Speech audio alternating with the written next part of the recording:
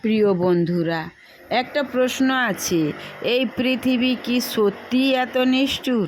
না, পৃথিবী নিষ্ঠুর নয়, আমরাই কখনো কখনো অমানবিক হয়ে যাই।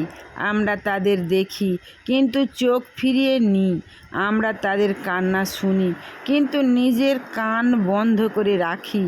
আজ আমি শুধু তাদের জন্য নয়, তোমার জন্যও বলছি, যদি তুমি তোমার মধ্যে একজন হও, যদি তুমি সেই মানুষ হও যার স্বপ্নকে কেউ গুরুত্ব দেয় না, যার কষ্টকে কেউ বোঝে না, তাহলে শোনো, তুমি শেষ হয়ে যাওনি।